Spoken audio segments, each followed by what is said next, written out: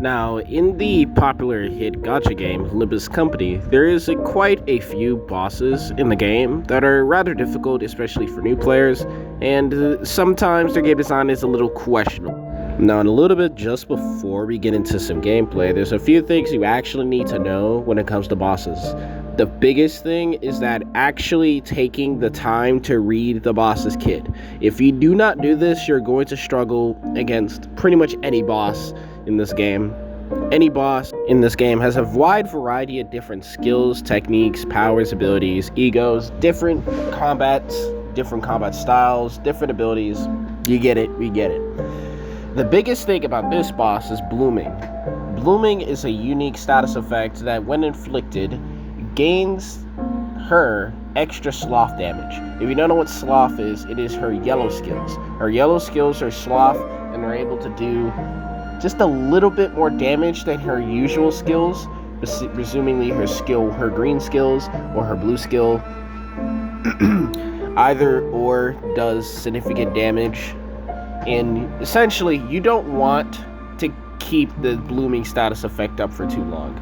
You don't want to allow her to continue to give your units blooming, because over time, when they have too much blooming, they'll become fully bloomed. When they're fully bloomed, they'll essentially go into a primarily a staggered effect. Sometimes it can be staggered plus, just depends on your unit's HP. But when they're staggered, they'll take 2 times more damage, and it will make Spice Bush even stronger. You don't want this. Now, it's inevitable, essentially, if you're just starting, your egos and your units won't be as strong, so of course, it's inevitable someone will get staggered. And if that does happen where someone gets fully bloomed, don't freak out, it's fine. Because evidently, if you win 2 clashes, they'll always, come back. Just a little bit before we get to combat, though, I want to talk about her nuke ability. Because her nuke ability is very, very powerful, and evidently, you're going to see more nuke abilities over time as you play the game. And another part about this boss, there's going to be a certain point in time where your units are going to be faced with a certain blue skill. This blue skill is fairly weak in power, so you don't got to worry about losing the clash. But if you do clash with it, all your units will automatically become staggered. Now, don't panic if this happens. It's natural, it's supposed to happen. That's why it's scripted. But essentially, what you want to do is you want to beat the skill 2 times. Once you beat the skill 2 times, your units will become unstaggered and Spice Bush will get staggered. Now, to further emphasize my point, I'll be showing just a little bit of gameplay. I'll use some weaker units. I won't use my normal team, so I could, fiddle into your shoes of just, being a new player starting out. Because, of course, if I run my full team, I'm just going to nuke her to death, and it will just look super easy. So, of course, I'm going to get into that just now. Alright, so if you skip to this part, I honestly don't blame you, because of course you came for the guide. You didn't come to hear me just yap 10 minutes about a damn boss's kit. So anyway, as far as IDs, you don't really need any super duper strong IDs. Like, see here, you know what I'm gonna use? Let's see. I'm gonna use the old Dead Rabbits boss unit. I'm gonna use I actually don't have any low-level Heatcliff, so I guess I'll just use Wild Hunt.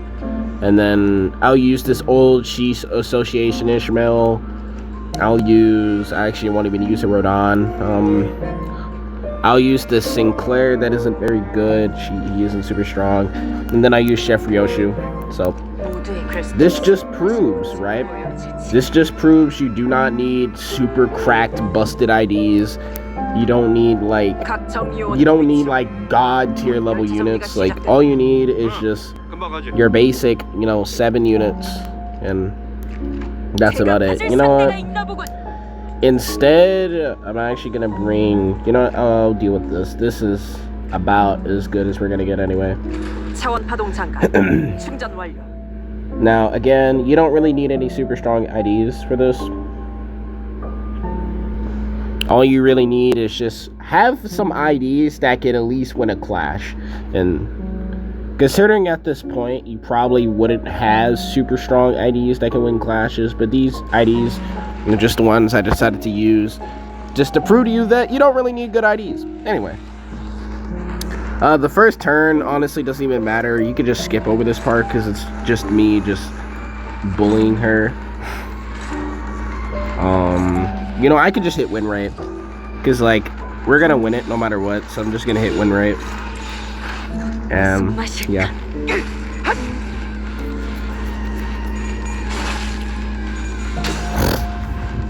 And as you can see, you know, we're just getting some haste up. I absolutely adore this Donox type Quixote. She is one of the better Don Quixotes. Now if they dodge it, it's fine. Don't worry about it if she ends up dodging some of the skills.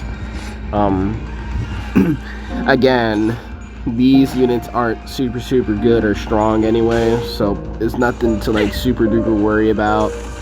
Because again, the boss can be beat without super strong IDs. So again, same thing. We'll just go here and just use the skill.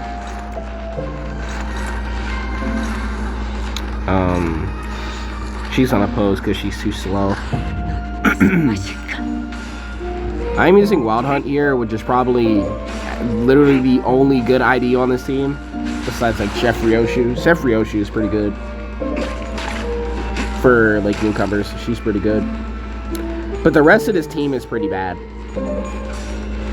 Like running the old C Association units, and then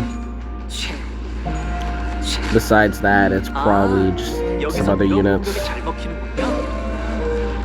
Bringing slash characters will significantly help you during this, even though you don't need to, because honestly, Spice Bush doesn't even have that high of HP anyway for you to be like worrying about as far as that. Unfortunately, Ishmael is so damn bad, she misses all her skills, so just inherently sucks. Now, when you get to this part, here's the issue. A lot of people would just go bum rush the boss at this point, and you can, but you want to make sure you save some skills for these flowers. These flowers are going to be very annoying later, so you want to make sure you take them out as soon as possible, while opening up pockets in order to clash against her. The key to this is winning clashes. That's literally it. You just make sure you win clashes and multitask between the flowers and Spice Bush. Jesus, Gregor, you did not have to kill it that fast. See, be more like Don Quixote and just like do little damage. Don't lobotomize it. Alright. Next turn. So for the next turn, we have this move, which is, you know, has a little bit of attack wave, but it's not too bad. Again, we're gonna repeat the same process of just like micromanaging. We're gonna go here. Now here, I actually make a bit of a mistake, and I didn't notice this, but I actually made Ryoshu attack Spice Bush instead of letting her attack the extra flower. You're gonna see how that backfires later. As you can see, you know, Heatcliff doing Heatcliff things. Yeah, that damage is pitiful, but that's only because, you know, he's not on his optimal setup. This is a completely different setup. You can see my Sinclair lose this clash because this unit is so bad. So of course you see my Sinclair lose that clash. Sucks. We managed to kill the flower here, thank God. So that's all good. Now thankfully, my mistake wasn't so bad, as Ryoshu did still win the clash anyway. So that's good. I saved my skill 3 with Otis because I didn't want her to pop a skill 3 on a character that isn't even super strong anyway. And as you can see, the mistake of letting Ryoshu attack Spice Bush made my Sinclair get stolen here. She just stole my Sinclair. Now here's the part where the nuke comes in, because this is the part where most people end up struggling, which is how do you deal with this skill right here? How do you deal against, what do you do when you see this skill? And it rolls super high, does a bunch of damage, so usually you just want to throw an ego at it. That you just use an ego. It doesn't really matter which ego, like as you can see, I could use Sancho and it'll win. And then I can use this and I'll win. Or I can use this and it'll win. I'm actually gonna use this because it's dominating, and it's better to have dominating than not, so you know. And I actually use Gregor to help get Sinclair out of it. Out of his situation there, because Sinclair is not having fun there. So again, I just kill the boss. Simple.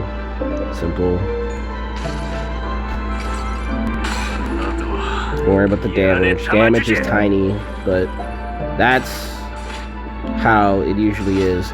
I beat this boss on an optimum setup. So that just goes to show that you don't need super strong IDs to beat this boss. You literally just need to understand basic game mechanics in order to win.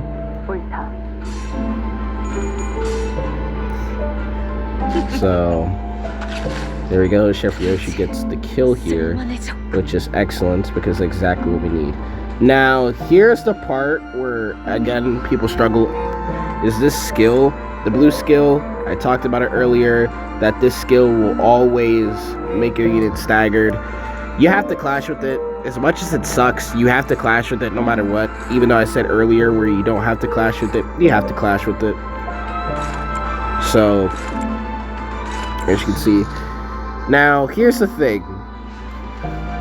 Whoever actually clashes with it first won't get staggered. So take this into consideration. You can actually control on who gets the clash and who doesn't. So here I'm actually going to allow Wild Health Heathcliff to get the clash, so I'm just gonna place it on it twice.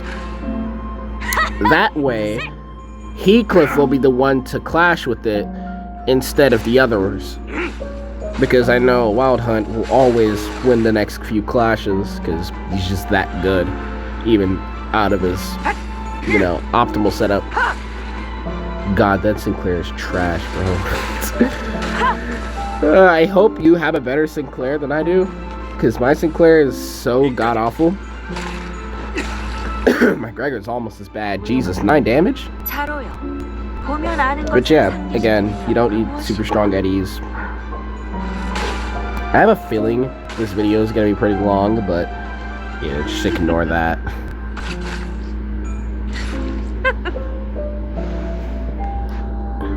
So, here's the part where I said on this part, people struggle against this part, but literally, again, all you have to do is win the clash twice. Boom.